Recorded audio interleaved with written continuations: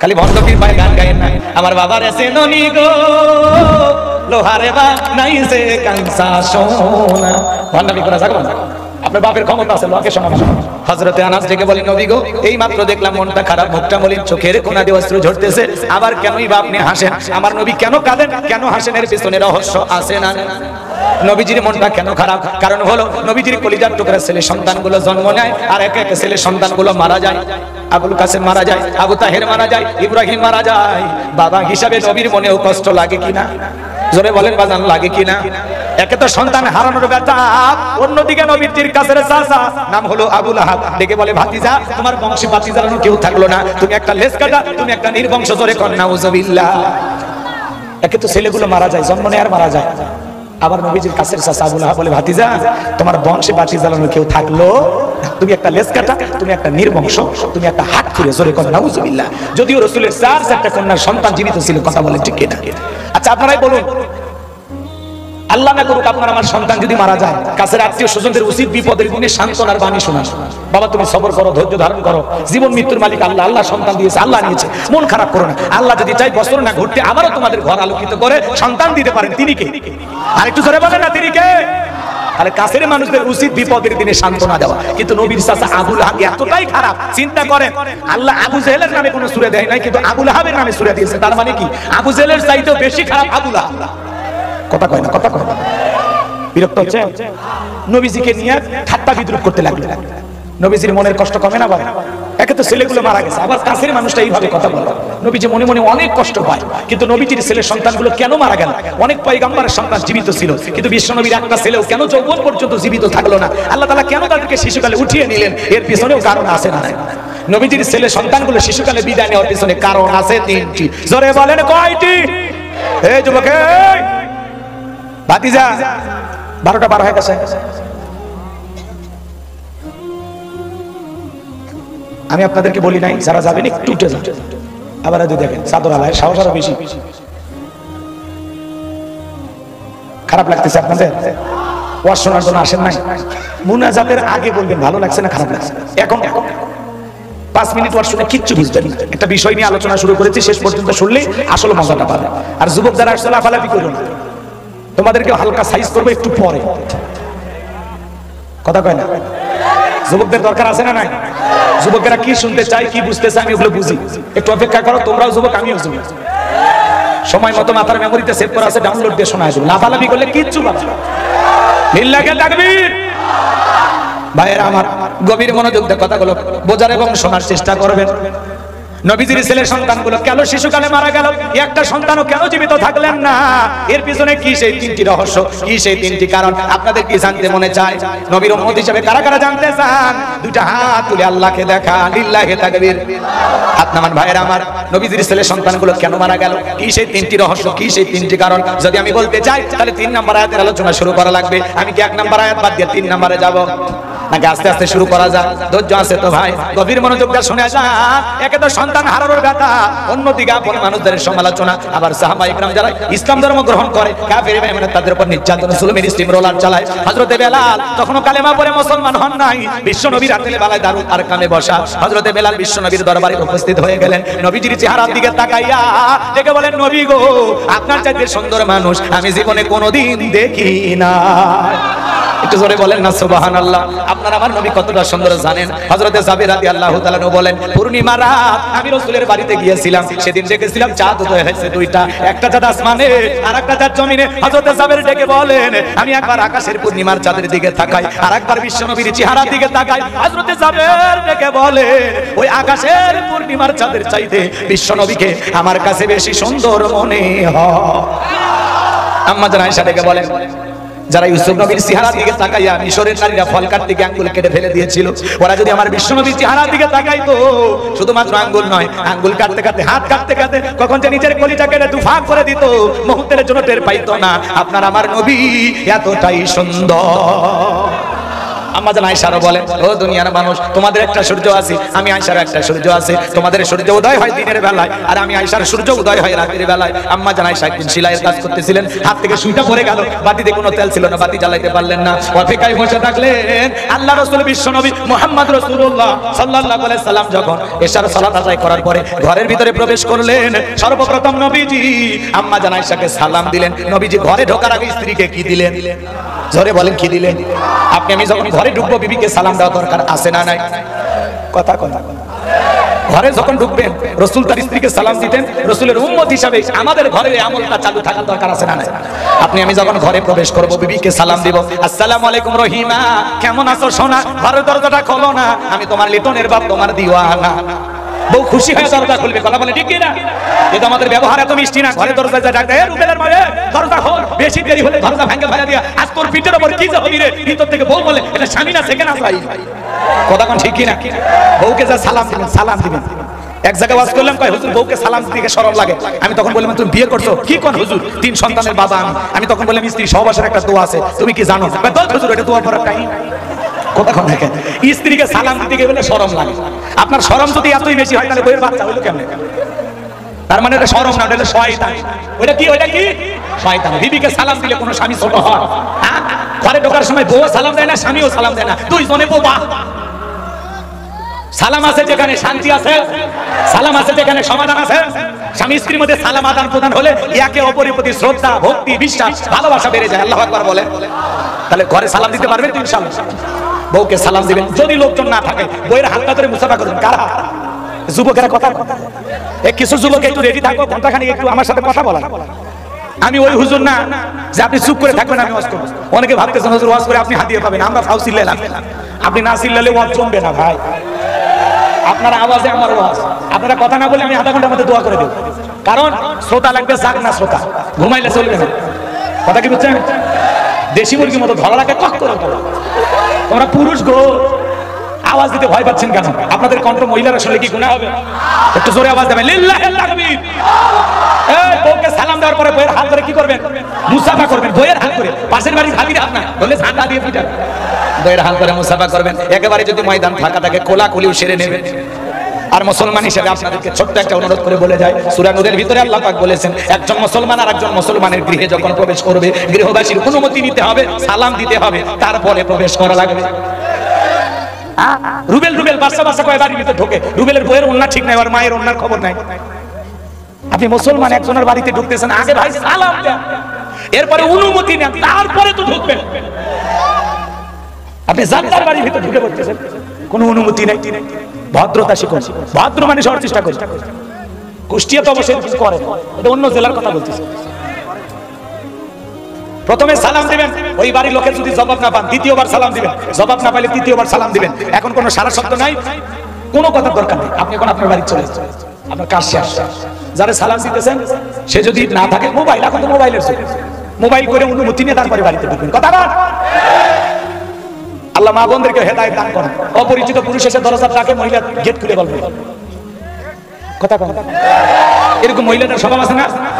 একটা অপরিচিত পুরুষ আসছে, চিনা নাই জানা নাই, দরজা খুলে গল্প, কোথা থেকে আসছেন, কেন আসছেন? বাদশা তো আমারই স্বামী, কি বলবেন? আমাকে বলেন, আমাকে দিয়ে হবে না? আছে না এরকম মহিলা? আছে না? বাইরে তারা আছেন কেন ভাই? ভিতরে বসেন, চেয়ারতে। আমি কিন্তু খুব ভালো চা বানাইতে পারি। এমন কায়দায় ভিতরে ডাকতে মনে হয় মায়ের পেটের ছোট ভাই। কথা কোন ঠিক না? মা বন্ধুরা বসে আছেন, মা খবরদার, খবরদার, কোন অপরিচিত পুরুষ বাড়ির দরজায় আসলে তার সাথে সাক্ষাৎ করা যাবে না। আর কথা বলতে হলে পর্দার আড়াল থেকে বলতে হবে, প্রয়োজন যদি হয়। তাও নরম শোন না, আসেন বসেন, একটা বিস্কিট খেয়ে দেন, একটা চা, এই নরম শোন না। কানে খুঁজতেছেন, কর্কশ ভাবে কথা বলবেন, সব ঝামেলা বাড়ির উপর আসে। আপনি মোবাইল করে দেখেন, এমন ভাবে কথা বলবেন যাতে ওই পুরুষ আর কোনোদিন আপনার বাড়িতে না আসে। কর্কশ ভাষায় কথা বলা। আর স্বামীর বেলায় নরম সুর বের হয় না, অন্য পুরুষ দেখলে কি সুর আছে না? আছে না? আমার ভাইয়েরা মন খারাপ করবেন না, যে কথা বলতে চাই হৃদয়ের কান পেতে কথাগুলো শুনে যান বাজান। কথা ঘরে ঢুকে বিবিকে সালাম দিবেন তো ইনশাআল্লাহ। হয়তো আবার প্রথম সালাম দিলে বউ বলতে পারে কারে সালাম দিলাম, তখন বলবেন শেফালি তোরই সালাম দিলাম। তখন বলতে পারে আজকে আবার কোন হুজুরের মুরিদ বাড়িতে ঢুকলা, সেদিনই তো মুখের গাছের কলা চুরি করলা। 2-4 দিন দিতে দিতে অভ্যাসে পরিণত হবে বাজান। দাম্পত্য জীবনে আপনারা যদি সুখ পেতে চান, শান্তি পেতে চান, রাসূলের 4টা সুন্নাত প্রত্যেকটা পরিবারে আমল করা লাগবে। বলেন কয়টি সুন্নাত? আরো জোরে বলেন। 4টি সুন্নাত যদি আপনারা দাম্পত্য জীবনে স্বামী স্ত্রী আমল করতে পারেন, আপনাদের জীবনে অশান্তি থাকবে না, শান্তি মৃত্যু পর্যন্ত টিকে থাকার গ্যারান্টি। আল্লাহু আকবার বলেন। বলবো 4টি সুন্নাত কি কি বলবো, এখন বলতে গেলে এলোমেলো হবে, একটু ধৈর্য ধরেন, শেষের দিকে মনে করা দেবেন, যদি সময় থাকে বলার চেষ্টা করবো ইনশাআল্লাহ। আমার ভাইয়েরা হৃদয়ের কান থেকে কথাগুলো শুনে যান। আম্মা জান আয়েশা থেকে বলেন, নবীজি যখন সালাম দিয়ে প্রবেশ করলেন, নবীজির চেহারার আলোতে সুইটা কই পড়ে আছে আমি পরিষ্কার দেখতে পেয়েছি। আপনারা আমার নবী কতটা সুন্দর জানেন? নবীর সম্মান মর্যাদা আমরা অনেকেই বুঝি না। এক জায়গায় যা বললাম, ভাই বলেন তো আমার নবীর নাম কি? বলে হুজুর আব্দুল কাদের জিলানী। পীর সাহেবের নাম মুখস্থ আছে কিন্তু কপাল পরা আমার নবীর নামটা বলতে পারে না। আপনারা আমার নবী কেমন দামি নবী পাইছি বাজান, যে নবী জমিনে পথ চললে আসমানের মেঘ এসে ছায়া প্রদান করত, যেই নবীর চেহারার উপরে মোসা মাসি পরা হারাম। বিশ্ব নবী যখন ঘেমে যেতেন, আম্মা জানেরা রাসূলের দেখের ঘামগুলো শিশির ভিতরে জমা রাখতেন, বিশেষ দিনে সুগন্ধি হিসাবে ব্যবহার করা হতো।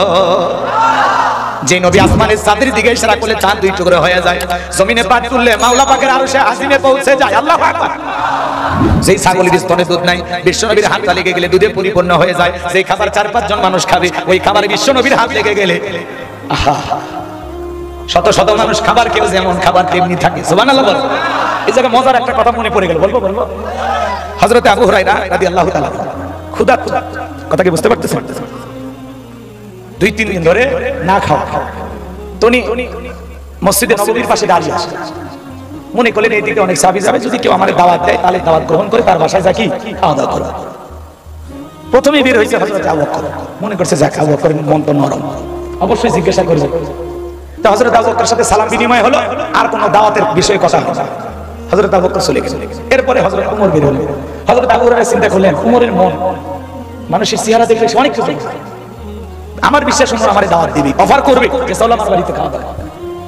তো হযরত ওমরও চলে গেলেন, মনটা একটু খারাপ। সর্বার শেষে বের হয়ে আসলেন রাহমাতুল লিল আলামিন, বিশ্ব নবী। আবু হুরায়রা চেহারা দিকে তাকায়, নবীজি বলতেছে, আবু হুরায়রা মনে হয় তুমি কিছু খাও না। সাহাবাই কামদের স্বভাব হলো মিথ্যা কথা না বলা, তারা কখনো মিথ্যা বলতে না। রাসূল যেই বলেছেন তুমি মনে হয় কিছু খাও না, সাথে সাথে জিজ্ঞাসা করেছেন, হ্যাঁ হুজুর আমি কিছু খাই না। তখন বলতেছে ঠিক আছে আমিও খাই নাই তুমিও খাই না, চলো তো বাড়িতে যাই, একটা খাবারের ব্যবস্থা হয় কিনা। বাড়িতে আসলেন, আম্মা জান আয়েশাকে ডেকে বলেন, আয়েশা ঘরে কি কোনো খাবার আছে? আম্মা জান আয়েশা ডেকে বলেন, গো স্বামী ঘরে খাবার বলতে কিছুই নাই, তবে কিছুক্ষণ আগে একজন 1 পেয়ালা 1 বাটি দুধ দিয়ে গেছে, ঘরে এতটুকুই খাবার আছে। বিশ্বনবী বলতেছে, আয়েশা দুধের পেয়ালাটা আমার সামনে নিয়ে আসো। হযরত আয়েশা দুধের পেয়ালাটা দিলেন। বিশ্বনবী মুহাম্মদ রাসূলুল্লাহ সাল্লাল্লাহু আলাইহি সাল্লাম আবু হুরায়রাকে ডাক দিলেন, দেখে বলে, আবু হুরায়রা আমার কাছে আসো। আবু হুরায়রা তাকায় দেখে বিশ্বনবীর হাতে 1 বাটি দুধ। আবু হুরায়রা মনে করছে রাসূল এটা আমাদের খাইতে দিবে। আমার নবী তখন বলে, আবু হুরায়রা বাড়িতে খাবার বলতে কিছুই নাই, এই 1 বাটি দুধ আছে, এইটার ভিতরে আমার পরিবারের হক আছে, তুমিও খাওয়া দাওয়া করো। আমার মনে হয় আসহাবে সুফার ভিতরে যারা আছে ওরাও মনে হয় কোনো কিছু খায় না, যাও ওদেরকেও তুমি ডাক দিয়ে নিয়ে আসো। জোরে কন্যা মারহাবা। আবু হুরায়রা মনটা একটু খারাপ হয়ে গেল, যে 1 বাটি দুধ আমারে খাওয়াবে, রাসূলের পরিবার খাইবে, আবার আসহাবে সুফার আছে 1-2 জন না 40 জন। আল্লাহু আকবার।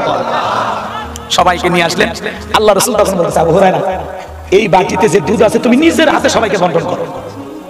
হযরত আবু হুরায়রা সবাইকে দিয়ে দিলেন, কিন্তু দুধের বাটির যে পরিমাণ ওই পরিমাণে আছে, 1 চুল কমে না। সুবহানাল্লাহ বলবেন না?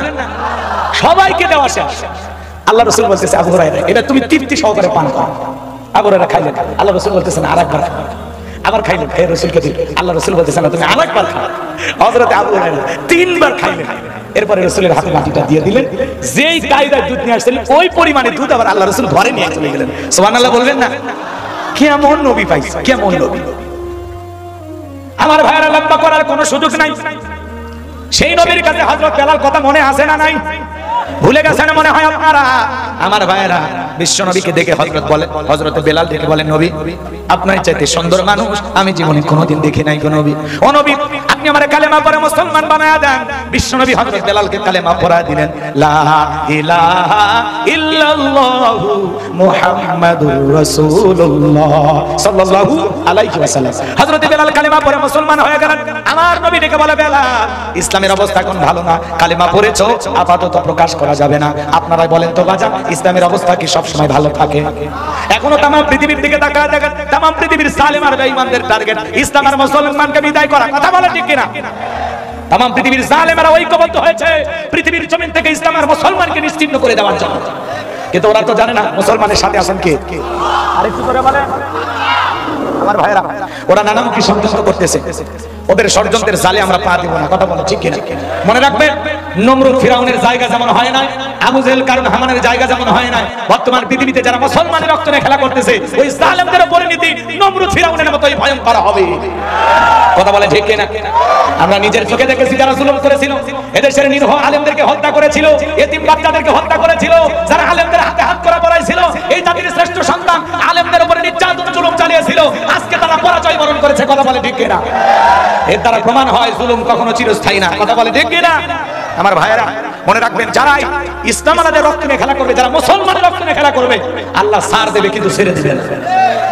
আজ হোক কাল হোক 2 দিন পরে হোক, এর প্রতিশোধ আমরা না নিতে পারলেও আসমানের মালিক আল্লাহ ওদেরকে ছাড় দেবেন, কারণ আমরা মুসলমান। আমাদের সাথে আছেন কি? জোরে বলেন কে? দেখলেন না আমাদের সমাজে আমরা কি বললাম যে ম্যাডাম পদত্যাগ করে। আল্লাহ বলে কিসের পদত্যাগ? ওরা যে অন্যায় করেছে শুধু পদত্যাগ না, আমি আল্লাহ ওদেরকে দেশ ত্যাগ করতে বাধ্য করব। কথা বলে ঠিক না? এই জন্য বাজান আল্লাহর খেলা বোঝা বড় দায়। ইন্না বাতাশা রাব্বিকা লাশাদীদ, আল্লাহর পাকড়াও বড় কঠিন। আল্লাহ ধরে না, সেদিন ধরবে বাপ টাকার টাইম দেবে না। কথা বলে ঠিক না? রাগ করতেছেন মনে হয়? আল্লামা সাঈদী হুজুর বলেছিল 12 কোটিতে গাছের গোড়া নাড়া দিবে, মামু বাড়ি দিল্লি গিয়া পড়বা। আজকে হুবহুব মিলে গেছে। জায়া কিলা মাঝে মাঝে ফোন দেয়, থাকতে পারে না আমাদেরকে সামনে, কথা কয় না। মাঝে মাঝে কল রেকর্ড ফাঁস হয়, ম্যাডাম ফোন দেয়, আমি দেশের খুব কাছে আছি, চট করে আপনি ঢুকবেন, নিতে বের হলেন কেন? কি দরকার ছিল? এই সামান্য কয়েকদিন বাইরে থাকা, আমরা তো জানতাম আপনি থাকতে পারবেন না। মেয়ে মানুষ কতদিন ঘর ছাড়া থাকবে বলেন? রাগ করতেছেন আপনারা। তার উপর আবার বিধবা মহিলা, আমরা ছাড়া দেখার কেউ নাই। কথা কয় না রে। আপনি তাড়াতাড়ি আসেন, যেদিক যে মন চাই ঢোকেন। এদেশের 18 কোটি মানুষের 36 কোটি চোখ তাকায় আছে। কথা বলে ঠিক কিনা? বুবু আইবা তুমি আইবা গো, সেই দিন আইসা বুবু ক্ষমতা পাইবা না। বলবো না, রাগ করবেন না, চলবে। কথা বলো না। বুবু আইবা তুমি আইবা গো, সেই দিন আইসা বুবু ক্ষমতা পাইবা না। খোঁজ নাই বুবু কাদের কাকার, অবস্থা খারাপ পরবেশ বাবার, আমন আঙ্কেল এখন সামনে আসে না। খোঁজ নাই বুবু কাদের কাকার, অবস্থা খারাপ পরবেশ বাবার, আমন আঙ্কেল এখন সামনে আসে না। নেতা কর্মী সব জেলের ভিতর, আমি আছি ডরের ওপর, কখন জানি আসে গ্রেফতারি পরোয়ানা। বুবু আইবা তুমি আইবা গো, সেই দিন আইসা বুবু ক্ষমতা পাইবা না। এই ক্ষমতার চেয়ার থেকে নামার সহজ, কিন্তু ওই চেয়ারে ওঠা কঠিন।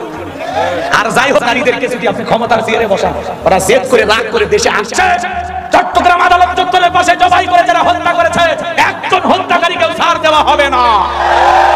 বর্তমান যারা প্রশাসনে আছেন, সরকার ব্যবস্থা আছেন, তাদেরকে বলবো 24 ঘন্টার মধ্যে আসামি শনাক্ত করে তাড়াতাড়ি ওদেরকে ফাঁসির দড়িতে ঝুলাইয়া দেয়। সবগুলোকে ধরেন, ফাঁসির দড়িতে ঝুলান, দেখবেন বাংলাদেশে অপরাধ কমে যাবে। মাথা খেলে না, মাথা খেলে না। ওদের সাহস কত! হ্যাঁ, এরা এত সাহস পায় কোথায়? ওদেরকে আমার জামাই আদরে রাখি, কতটা মহব্বত করি, কতটা ভালোবাসি। আমরা বাসের সিটে এক পাশে হিন্দু ভাই, আর এক পাশে আমরা মুসলমান বসে যাই। পাশেই মসজিদ, পাশেই মন্দির, মন্দিরের ঘন্টার আওয়াজ মসজিদে যাই, মসজিদের মাইকের আওয়াজ, আজানের আওয়াজ মন্দিরে যাই। কি ভাতৃত্ব আমাদের ভিতরে, কি সম্প্রীতি! কথা বলে ঠিক কিনা? আর ওদের কাছ থেকে নাকি শিখতে হবে। ওরা তো গরুর গোশত খাওয়ার অপরাধে মুসলমানকে পিটায়। এই যে একটা ভিডিও কয়েকদিন আগে দেখলাম, এক মুরব্বী ব্যাগি করে গরুর গোশত বহন করতেছে। আরে কি পিটান না পিটাইলো! কথা বলে বাবার মতো বয়স কয়েকজন উগ্রপন্থী হিন্দু অমুসলিম গরুর গোশত ব্যাগি করে বহন করার কারণে ভারতে আমার মুসলমান ভাইকে পিটানো হলো, মুরব্বী বাবাজিকে পিটানো হলো। কেন? কেন? কথা বলে। আমরা কোনো হিন্দুকে মারি না, কারণ আমাদের ভিতরে ভদ্রতা আছে। আমরা মানুষকে ভালোবাসতে জানি, কাউকে ঘৃণা করতে জানি না। আমরা সকলের অধিকার নিশ্চিত করার চেষ্টা করি, আমরা কার অধিকার হরণ করি না। আপনাদের দেশে অসংখ্য মুসলমানের উপর আপনারা নির্যাতন করেছেন, মুসলমানের মসজিদ আপনারা ভেঙে দিয়েছেন, কথা বলে ঠিক কিনা? নানামুখী ষড়যন্ত্র এখনো চলমান। আমরা ইসলামকে বলতে চাই, বাংলাদেশে থাকতে হলে নিজেদের মতো থাকো, খবরদার মুসলমানদের দিকে চোখ তুলে তাকানোর চেষ্টা করবেন। আমাদের একজন ভাইকে হত্যা করেছেন বলে যা খুশি তাই করবেন, আমরা ভয় পেয়েছি এমনটা না। আমাদের ভদ্রতাকে দুর্বলতা মনে করবেন না। আমরা যদি একবার মুসলমানেরা জেগে উঠি, কোন জালেম পালানোর গর্ত খুঁজে পাবে না, কথা বলে ঠিক কিনা? এই জন্য বলতে চাই, এই দেশের তাওহীদবাদী মুসলমানকে খবরদার জাগ্রত করবেন না। এই দেশের মুসলমানেরা যদি একবার জেগে ওঠে, কোন জালেমের অস্তিত্ব খুঁজে পাওয়া যাবে না। শান্ত আছি, শান্ত থাকতে দেয়, কথা বলে ঠিক কিনা? কোথা থেকে আপনাদের এত সাহস হয় যেখানে সেখানে মিছিল করেন, লাফালাফি করেন, মসজিদে হামলা করেন, আমার মুসলিম ভাইকে ধরে জবাই করেন? সাহস পাইলেন কোথা? মনে রাখবেন, এটা ভারত না, এটা বাংলাদেশ। এই দেশের মানুষ দেশের মাটির জন্য জীবন দিয়েছে, এদেশের মানুষ ভাষার জন্য জীবন দিয়েছে, এদেশের মানুষ একজন স্বৈরাচারকে বিদায় করার জন্য জীবন দিয়েছে। প্রয়োজন যদি হয় নাস্তিক বেঈমানদেরকে বিদায় করার জন্য আবারও রক্ত দেব। কারা কারা হাত তোলে? লিল্লাহি তাকবীর, তাকবীর, নারে তাকবীর।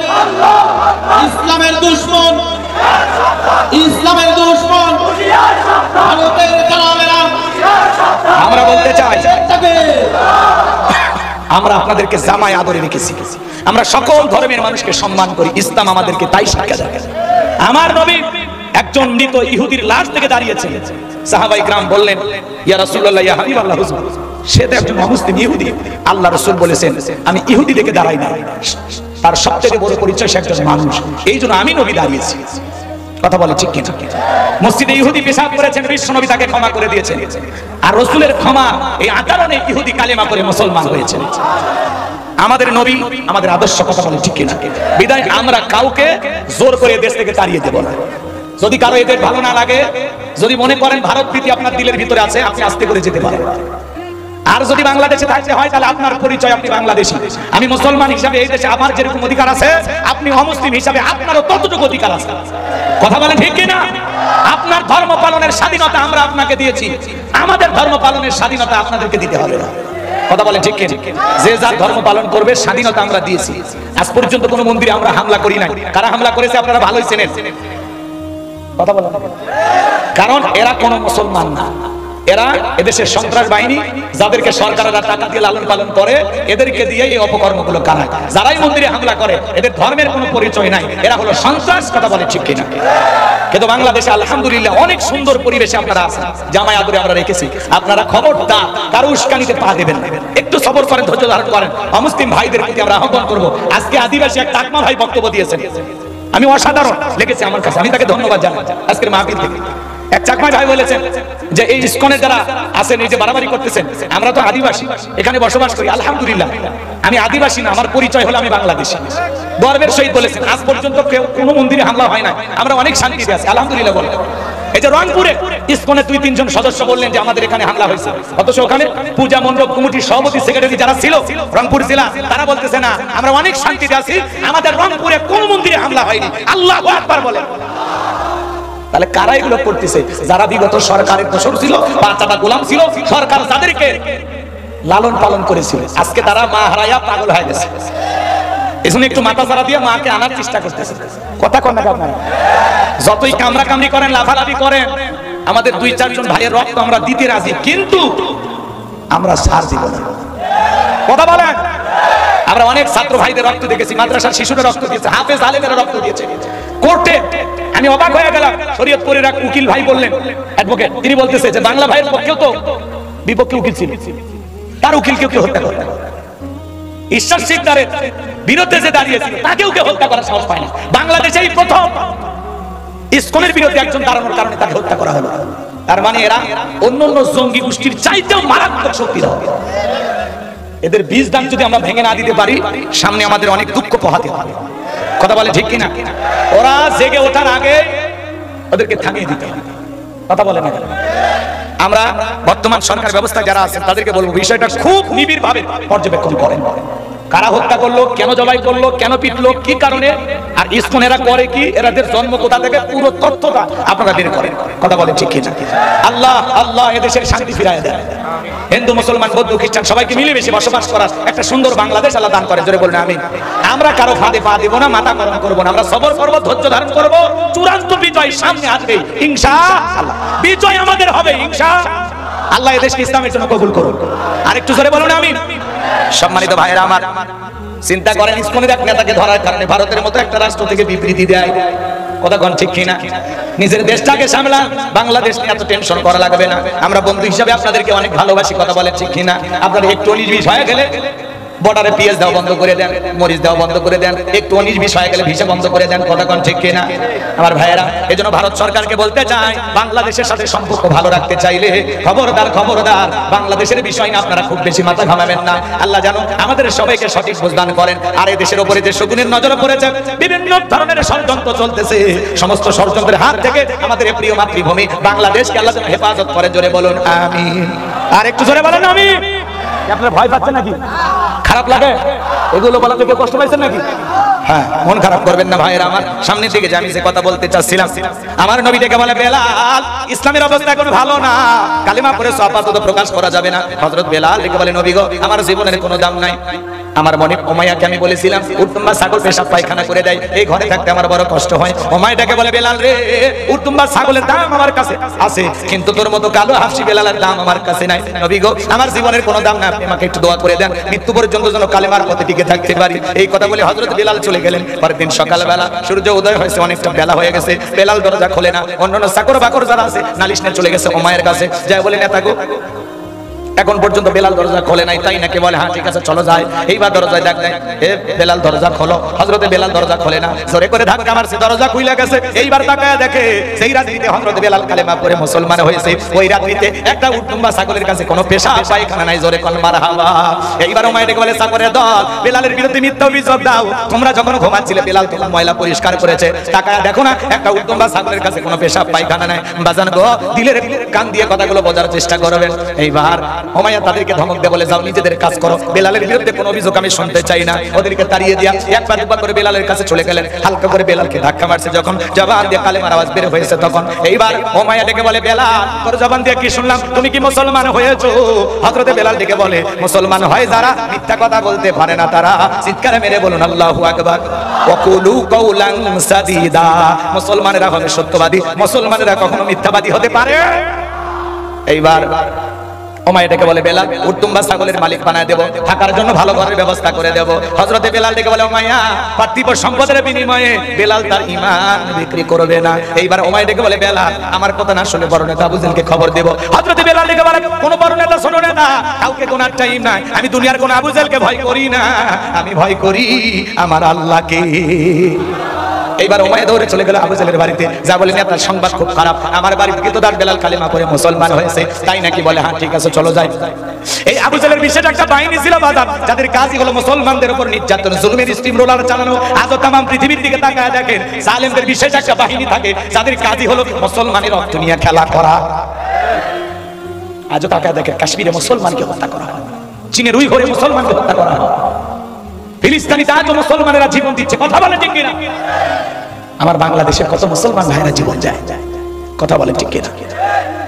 আমার ভাইয়েরা কষ্ট মনের মধ্যে নেবেন না বাজার। এইবার আবু জেহেল তার বিশেষ বাহিনী নিয়ে উমাইয়ার বাড়িতে হাজির হয়ে গেল। ডেকে বলে, বেলাল এদিকে আয়, এসব কি শুনছি, তুমি নাকি মুসলমান হয়েছো? হযরত বেলাল ডেকে বলে, যা শুনেছেন সত্য, আমি কালেমা পড়ে মুসলমান হয়েছি। এই কথা শোনার পরে আবু জেহেল ডেকে বলে, বেলাল রে, তুমি যদি চাও উটুম্বা ছাগলের মালিক বানায় দেব, থাকার জন্য ভালো ঘরের ব্যবস্থা করে দেব, ব্যবসা বাণিজ্য যদি করতে চাও, দিরহাম টাকা পয়সা যা লাগে সব তোমাকে দেব। বেলাল তুমি চাইতে দেরি, আমরা দিতে দেরি করব না। হযরতে বেলাল ডেকে বলে, আবু জেহেল রে, দুনিয়ার সব সম্পদ যদি বেলালকে দিতে চাও, দুনিয়ার সব সম্পদ ছাড়তে রাজি, কিন্তু বিশ্ব নবীর কালেমা ছাড়তে রাজি নাই। আল্লাহু আকবার জোরে বলে। বেলালের মতো যারা খাঁটি ইমানদার, এদেরকে টাকা দিয়ে কেন জানা, কিন্তু মুনাফিক মার্কা মুসলমান যারা টাকার কাছে বিক্রি হয়, তারা টাকা যেই দিকে ওদের ফতুয়া সেই দিকে, টাকার জোরে ওদের ফতুয়া ঘোরে। টাকা পাইলে বৈধটারে অবৈধ বলে চালিয়ে দেয়, আর অবৈধটারে বৈধ বলে চালিয়ে দেয়। কথা বলে। টাকা পাইলে বাতিলের 5 আটা গোলাম হয়, এক প্যাকেট বিরিয়ানি আর ডিম পাইলে কয়, ম্যাডাম আপনি জান্নাতি। কথা কয় না কে? এরকম দালাল আছে না? না, এরা টাকার কাছে বিক্রি হয়। কিন্তু বেলালের মতো যারা, এরা টাকার কাছে বিক্রি হবে। ইসলামের প্রথম মুয়াজ্জিন বেলাল, দেখেন খেয়াল করে শুনেন। এইবার আবু জেহেল দেখে বলে, বেলাল এত বড় লোভনীয় প্রস্তাব দিলাম, রাজি হইলা না, সোজা আঙ্গুলে ঘিউ না উঠলে আঙ্গুলে একটু বাঁকা করা লাগবে। এই কথা বলে যুবকদেরকে লেলিয়ে দিলে চাবুক দিয়ে পিটাও। হযরত বেলালকে চাবুক দিয়ে পিটাইতে পিটাইতে কালো চামড়াগুলো ফেটে রক্ত ঝরা শুরু হয়ে গেল। এরা যত জোরে চাবুক মারে, বেলাল তত জোরে আল্লাহর নামে জিকির করে। আমার ভাইয়েরা, কালো চামড়াগুলো ফেটে রক্ত ঝরা শুরু হয়ে গেল। আবু জেহেল দেখে বলে, বেলাল চাবুক দিয়ে পিটাইতে পিটাইতে রক্ত ঝরতেছে রে বেলাল, তারপরে কি নবী মুহাম্মাদের কালেমা ছাড়বি না? হযরত বেলাল দেখে বলে, আবু জেহেল মারতে মারতে যদি মেরে ফেলে দাও জীবনটা দিতে রাজি, কিন্তু নবীজির কালেমা ছাড়তে রাজি নাই। আল্লাহু আকবার। এইবার আবু জেহেল দেখে বলে, বেলালের পায়ে রশি লাগাও, উঠের পায়ের সাথে পাটা বাঁধো। মরুভূমির উত্তপ্ত গরম বালিতে শেষরায় শেষরায় ঘোরা হলো। আরবের বালিগুলো এত গরম, চাল দিলে মুড়ি হয়ে যায়। এত উত্তপ্ত গরম বালি শেষরায় শেষরায় ঘোরা হলো। বাবলা গাছের কাঁটাগুলো জিহ্বার ভিতরে পেরেকের মতো মারা হলো। বিকেল বেলা নিয়ে এসে বলে, বেলাল এত বিটান পিটাইলাম, পায়ে রশি লাগাইয়া নিয়ে ঘুরলাম রে বেলাল, তারপরেও কি নবী মুহাম্মদ সাল্লাল্লাহু আলাইহি সাল্লামের ধর্ম ত্যাগ করবি না? হযরত বেলাল থেকে বলে, আবু জেহেল